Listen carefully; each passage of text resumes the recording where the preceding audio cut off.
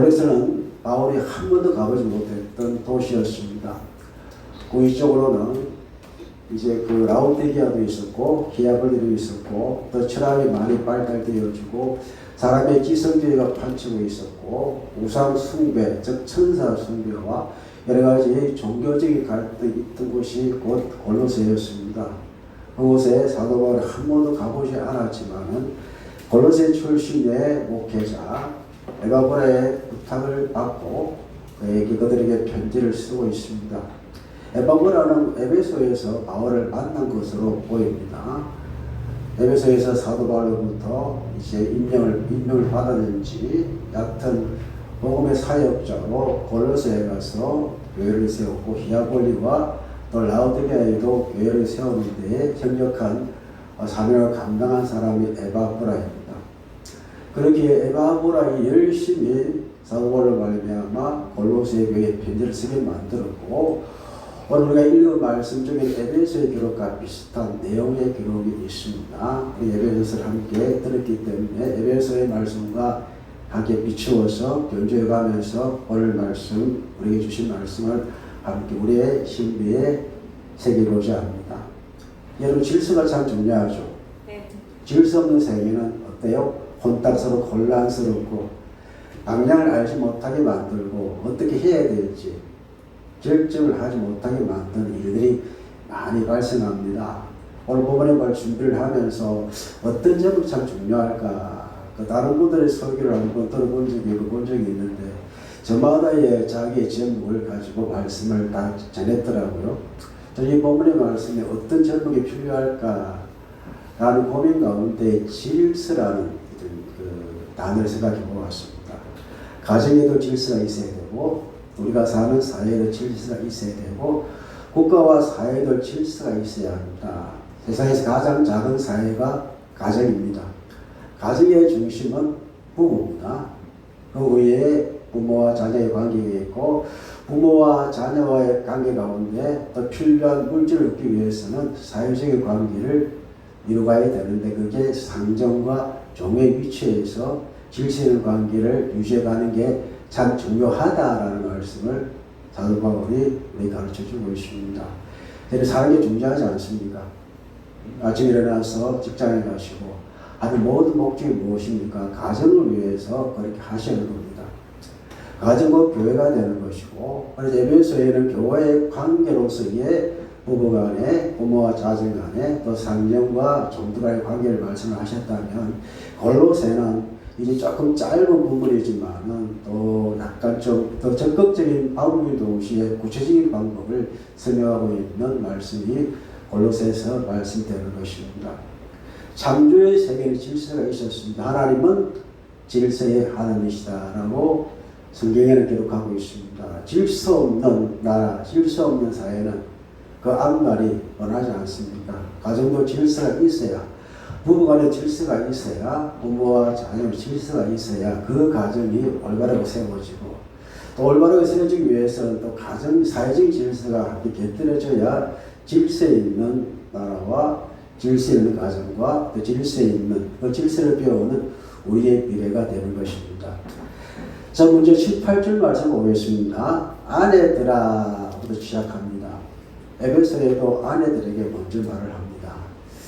왜 아내부터 말을 했을까라는 생각을 지난번에도 한번 생각해 본 적이 있는데 그래도 가정의 중심은 아내입니까?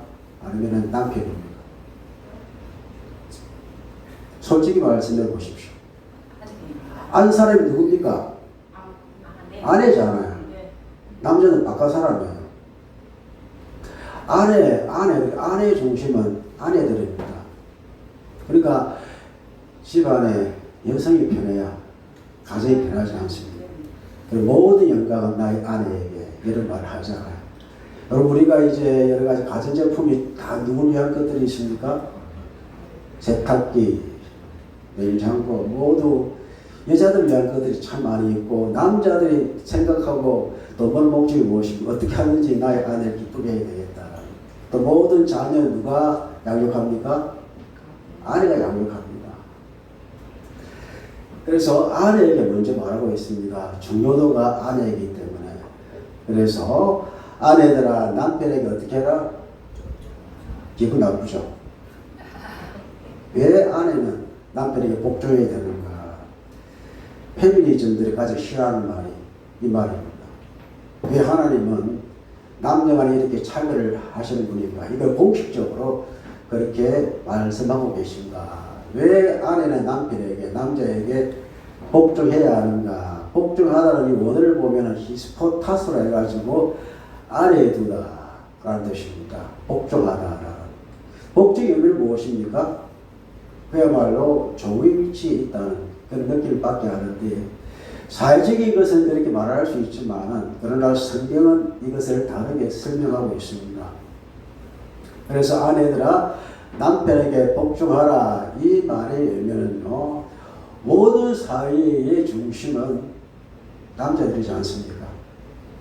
모든 이끌어가는 남자입니다. 그 가정의 중심도 가장이 남자들이잖아요. 그렇기 때문에 질서를 잡으라 이 말입니다. 질서를.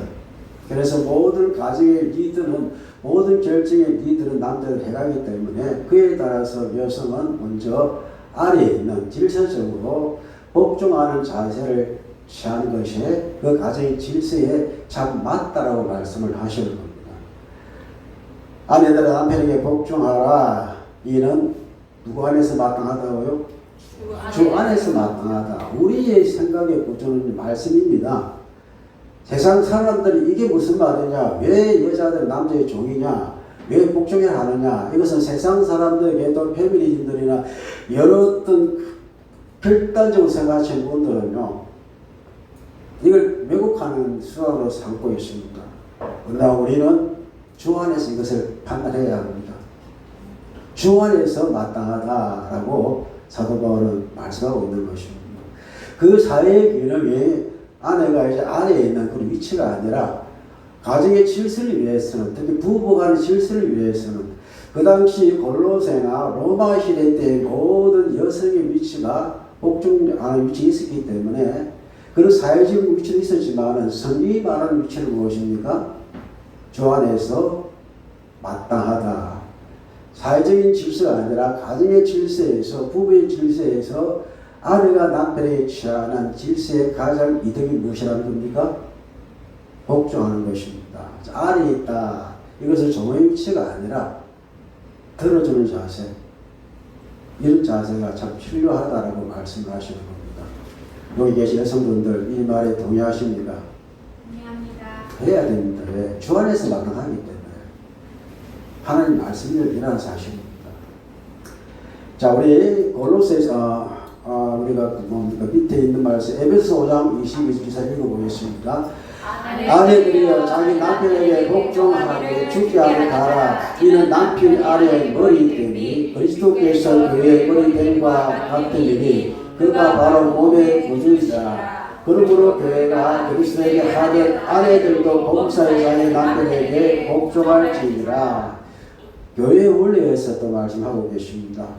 그래서 교회의 머리가 주님이듯이 또 여성의 머리가 남자이듯이 그 교회의 어떤 원리 가운데에 이런 복종의 원리가 있듯이 마치 교회가 그 머리에 예수님께 복종하듯이 그런 원리로 복종의 원리를 가르치고 있는 것입니다. 우리 교회 신앙의 질서는 무엇입니까?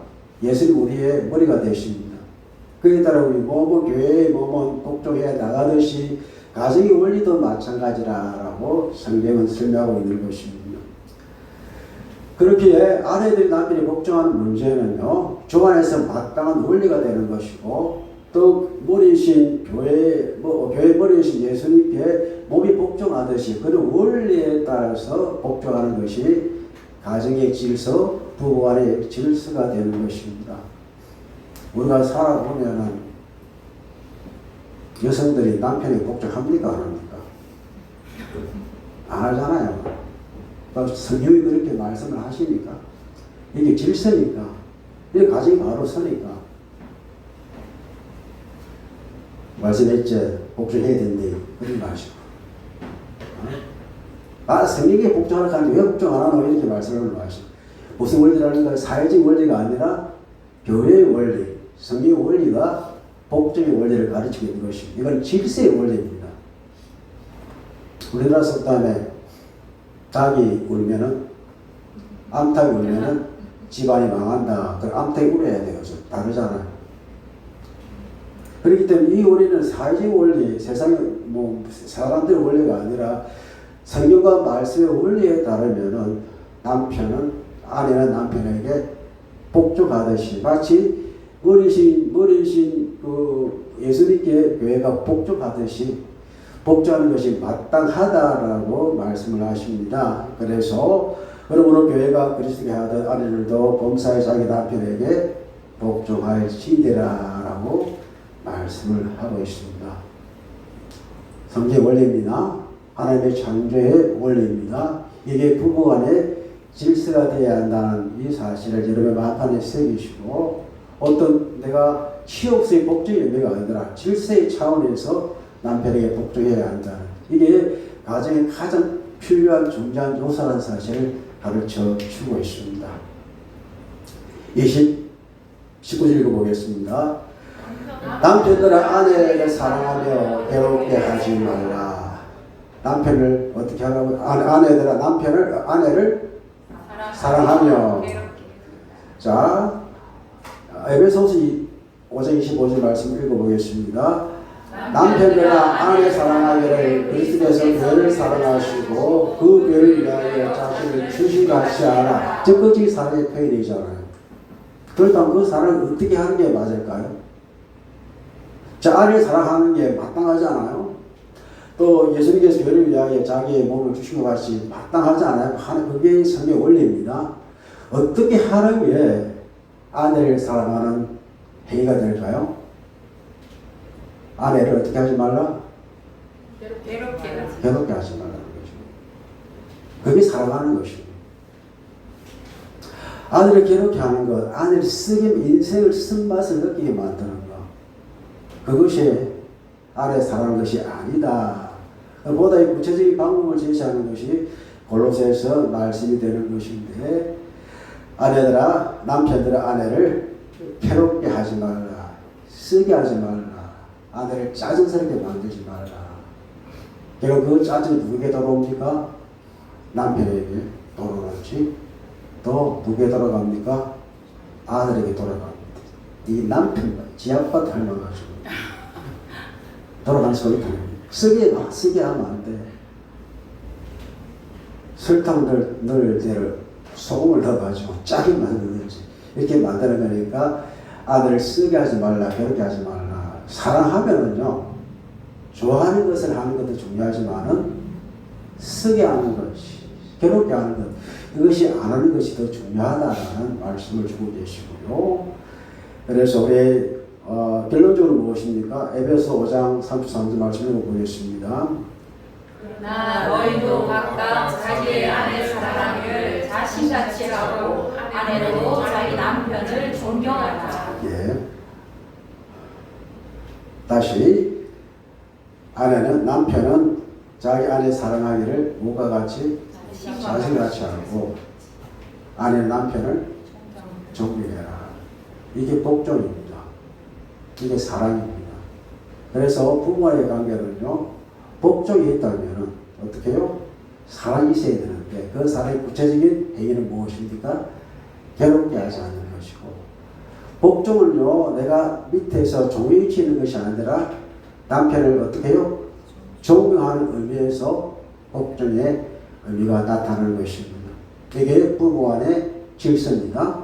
남편과 아내 간의 질서가 되는 것입니다. 이 질서가 지켜지는 여러분의 부부가 되기를 주님으로 축복합니다.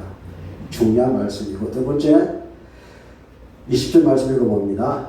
자녀들아 모든 일에 주에게 순종하라. 이는 주 안에서 기쁘게 하는 것이니라. 어떻게 하라고요? 순종하라. 복종하다니 어떤 뜻입니까? 히포타스 해가지고요, 아래 두는 것. 순종하다는 무엇입니까? 어떤 뜻이죠? 말을 듣다. 히파코 해가지고 듣고 순종하는 것을 말합니다. 의미가 딴나요, 다르나요? 우리의 자식은 부모에게 복종하는 애들이 아닙니다. 부모의 말을 들어주는 존재가 되는 것입니다. 이것이 어떻게 해요? 주 안에서 기쁜 일이 되는 것이다. 애가 머리 컸다고 부모의 말을 안 듣고 해버리면 그때부터 질서가 깨어지는 겁니다. 자녀는 부모에게 순종하는 것이 마땅합니다. 그렇기에 자녀들은 모든 일에 부모에게 순종하고 때로는 마음에 안 들더라도 순종하는 게 성경의 원리가 되는 것입니다. 주 안에서 기쁘게 하는 행위가 무엇입니까? 모든 일에 부모에게 순종하는 것이다 라고 말씀합니다. 그래서 듣는다는 게 참 중요합니다. 부모의 말을 듣는다는 게 참 중요합니다. 안 들릴 때부터는 부모와 자식 간의 관계가 질서가 허물어집니다. 그래서 순종하라라고 말씀을 하시고 20절 읽어봅니다. 20절 에베소 1장 1절 3절 읽어봅니다. 자녀들아 주 안에서 내 부모에게 순종하라. 이것이 옳으니라. 내 아버지와 어머니를 공경하라. 이것이 약속에 있는 첫 계명이니 이로써 네가 잘되고 땅에서 장수하리라. 땅에서 잘되는 방법은 부모에게 어떻게 하는 것? 순종하는 것이 이것이 옳다라고 말씀을 하십니다. 자녀가 잘되는 방법 부모에게 순종하는 것이고 듣는 것입니다.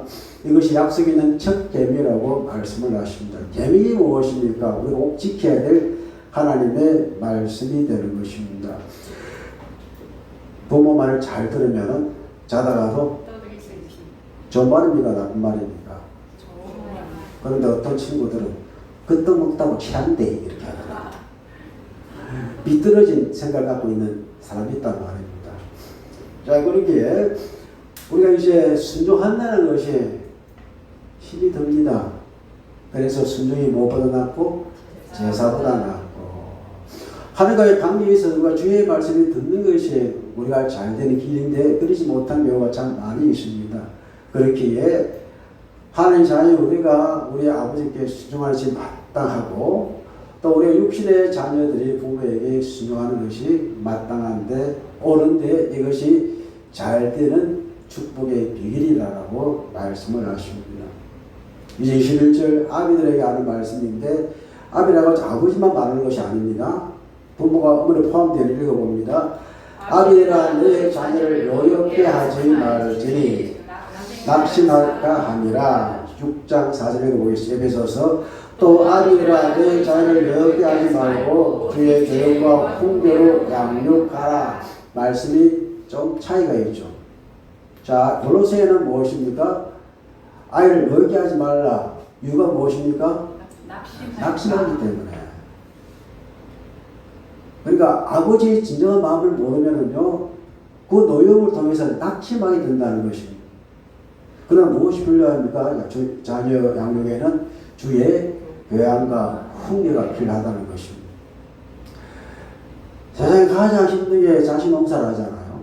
저도 우리 두 아이를 키워왔지만 시간이 가면 갈수록 애들이 모를 때에 아직까지 변하지 못할 때에 내 감정이 먼저 나선 것이 있지 않은가라는 생각을 할 때가 한두 번이 아닙니다. 지금 다 컸으니까. 뭔가 소통될 때는 괜찮은데 소통되지 않을 때에는 그냥 아버지는 권위, 부모의 권위 때문에 함부로 노엽게 한 적이 있지 않은가. 그리고 낙심하게 만든 일이 있지 않은가라고 생각할 때가 있었습니다. 그러나 후회가 되지 않는 것은 그 일들 가운데에서 우리에게는 무엇이 있기 때문에 주의 교양과 훈계로 양육하면은 늙어서도 그것을 떠나지 아니합니다. 항상 이것을 염두에 두고 여러분의 자녀를 양육을 하시고 이것이 부모와 자녀 간의 질서가 되는 것입니다. 여러분 지금도 여전히 자녀를 위해서 기도하고 계시죠? 그 기도는 혹시 주의 교육과 양육으로서 기도할 수 있는 이런 용기를 가지고 이 질서를 잘 세워가시는 여러분과 제가 되기를 주님으로 축복합니다. 이제 사회적인 관계입니다. 먼저 누구에게 말합니까? 종에게 말합니다. 회사에 가면은 사원이 많습니까? 아니면 그 주인이 많습니까? 주인은 한둘이고 다 사원들입니다. 결정적으로 그 회사를 이끌어가는 사람은 누구입니까? 대표가 아니라 누가 이끌어가죠? 삼성의 이재용입니까? 이재용이가 미안합니다. 이재용 씨가 회장이 아무리 그거 리더십 있다더라도 사원들이 제품을 안 만들면 안 되잖아요. 잡스가 뭘 만들었죠? 스티브 잡스가 아이폰 만들었잖아요. 애플. 그 사람은 정확한 지식도 없는 사람인데 그 어떻게 이렇게 좀 만들고 하는 것을 다 맡기고 프로젝트 개발한 사람이었잖아요. 그 아이폰이 전 세계를 지배하고 있을 정도입니다. 그러니까 리더가 생각은 있어도 그걸 만들어주는 사람이 있어야 가능한 일들이기 때문에 먼저 아무리 생각이 있어도 만드는 사람이 없다면 아무런 무용지물이 되기 때문에 일단 누굴 합니까? 21거 봅니다. 종들아 모든 일에 육신의 상전에게 순종하되 사람을 기쁘게 하는 자와 같이 눈가림만 하지 말고 오직 주를 두려워하여 성실한 마음으로 하라. 종은요 주일에 대하여 무엇이 필요합니까? 성실한 마음이 필요합니다. 눈가림 하지 말고 어떻게 하면 저 사람의 돈을 내가 뺏어 먹을까 눈가림만 하는 것이 아니라 진실의 관계에서 성실한 마음으로 마치 우리가 죽게 하듯 그렇게 상대를 대하는 것이 필요하다라고 말씀을 합니다. 23절 읽어봅니다. 무슨 일이 하든지 마음을 다하여 죽게 하듯 하고 사람에게 하지 마라. 그리고 우리가 주님으로부터 뭘 공부를 받듯이 이제 우리가 이제 직장에 들어가면 누구부터 공급하십니까? 나에게 월급 주는 사람이 누구입니까? 상진이 월급 주잖아요. 그 관계, 그런 관계, 상진 나에게 잘해주길 바라기 이전에 내가 그 직장을 위해서 무엇을 최선을 다해야 하는지 눈가림 하는 것이 아니라 진짜 하늘께 하듯이 주의를 섬기듯이 성실함을 보여주는 것이 질서의 가장 중요한 수단이다라고 말씀을 하는 것입니다. 에베소서 5장도 마찬가지입니다. 읽어보겠습니다. 종들아 두려워하고 떨며 없습니까? 같이 읽어보면 시작. 종들아 두려워하고 떨며 성실한 마음으로 육체의 상전에게 순종하기를 그리스도의 하에 따라 눈가림만 하여 사람을 기쁘게 하는 자처럼 하지 말고 그리스도의 종들처럼 마음으로 하나님의 뜻을 행하고 기쁜 마음으로 섬기기를 죽게 하겠다고 사람들에게 하듯 하지 말라. 생명의 원천이신 우리의 주님께 우리가 최선을 다하듯이 상인에게도 그러한 모습이 필요하다. 이것을 사도 바울은 어떻게 해석하고 있습니까? 주님과 나의 관계로서의 하는 것입니다. 뭐 죽게 하듯 사람을 대하지 말고 사람은 나 자신의 욕심의 대상이 될 수 있지만 우리의 주님은 우리의 섬김의 대상입니다. 그런 것이 필요하다. 이게 상정과 또 소로스의 어떤 질서의 관계로 확립되는 것이다 라고 말씀을 하십니다. 이 땅에 노조가 존재합니다. 사회 나와 직장 다 노조가 있잖아요. 그 노조는요 상진을 말할 좀 의미가 있지만 사용주의에 대해서 뭐가 있어야 됩니까? 순종하는 마음, 섬기는 마음이 있어야 돼요. 그거 없이는 노조가 제대로 되지 않습니다. 그게 필요합니다. 그래서 회사에는 사원을 위하여 복지가 잘 돼 있어야 됩니다. 우리 김경희 집사님 못하고 갔다 오시고 베트남 갔다 오시고 복지가 잘 돼 있죠. 저도 취직하면 안 됩니까? 복지가 돼 있어요. 복지가. 그래야 살 맛이 나잖아요. 이런 것이 이제 종들은요 그런 면에서 자기가 최선을 다함으로써 얻어지는 그게 있으니까 그런 것들을 말씀하시는 것입니다. 그래서 일을 할 때에 주인을 대하는 자세가 이런 것이 좀 필요하다라고 말씀을 하시고 24절 읽어봅니다. 이는 기업의 상을 주로 하지 않으니 너희는 주님을 섬기지 아니라 결국은 주님을 섬기듯이 하면은 그 기업의 상이 주듯이 네가 주님을 섬기는 사람이라면은 내 상전도 그렇게 순종하고 성실하게 일을 해주라라는 말씀이 되는 것입니다. 그래서 이런 어떤 노사가 우리나라 이 땅에 있으면 참 좋겠다라는 생각을 해보게 되었습니다. 지금 군산에는 무슨 노조입니까? 군산에? 집사님 차가 어떤 차죠? GM이죠, GM. GM에서 나오는 차가 그게 지금 노조로 인해 가지고 GM 문단을 징계하더라고. 군산에 완전히 초박살 났다 그래요. 같이 상생이 되는데 그러지 못한 존경이 사라지니까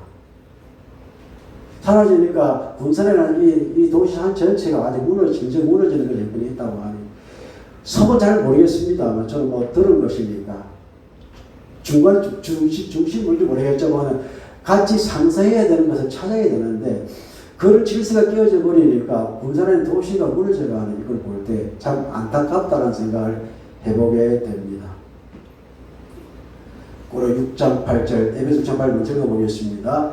이는 각 사람이 무슨 선을 행하든지 종이나 자연이나 주께로부터 그대로 받을 줄 아니라 내가 행하는 만큼 받는데 이것은 이제 25절 먼저 읽어봅니다.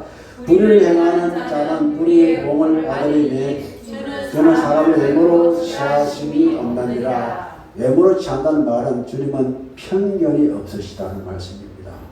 편견이. 이건 우리가 4장 1절 말씀을 통해서 해석해야 되는데 읽어봅니다. 상전들아 의와 공평을 종들에게 베풀지니 너희에게도 하늘의 상전이 계심을 알지어다. 무슨 뜻입니까? 편견 없이 직원을 대하라는 것입니다. 편견 없이. 상전들은요, 편견을 가지고 직원을 대하는 순간부터 질서가 깨어집니다. 조금 학력이 높다 해가지고 찬스, 뭐 찬스가 많잖아요. 실력을 보지 않고 객관적을 보지 않고 같은 교회 다니기 때문에 같은 어떤 종교를 가졌기 때문에 저 사람은 우리가 종교가 다르기 때문에 이런 편견을 가지고 사람을 대해서는 안 된다는 말씀이 되는 것입니다. 우리에게는 공의가 있습니다. 누구의 공의입니까? 하나님의 공의로 하나님의 공평으로 사람을 대할 수 있어야 된다는 말씀을 여기 계십니다. 오늘날 우리 믿는 사람의 특권의식이 참 어찌 보면 참 문제라고 생각합니다. 하나님 은혜잖아요. 내가 가진 이 믿음의 특권이 누구의 은혜입니까? 하나님의 은혜입니다. 이 은혜에 감사해야지. 내가 주님의 자녀를 이 특권의식을 가지고 안 믿는 사람이거나 뭐 우리가 다른 것을 가진 사람에 대해서 무조건 지옥이고 사탄하고 이런 말을 한다는 것이 너희도 본질상 진노의 자녀였던 말씀이 있듯이 그런 편견을 가지고 사람을 보아서는 안 된다. 인종적인 편견도 있어요. 편견, 남녀 간의 편견, 어떤 함정의 편견, 지역의 편견, 이 편견을 가지고 사람을 대해서는 안 된다는 말씀. 그렇게 이제 특히 상정 같은 경우는 예를 시키는 사람은 어떤 편견을 가지고 사람을 대해서는 안 된다라고 말씀을 하십니다.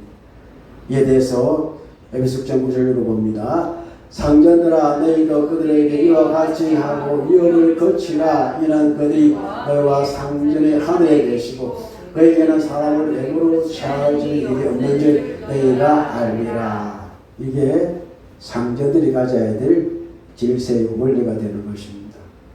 우리 교회에 상전이 두 분 계십니다. 공집사님이 사장입니다. 우리도 배집사님 사장이죠. 네, 사장입니다.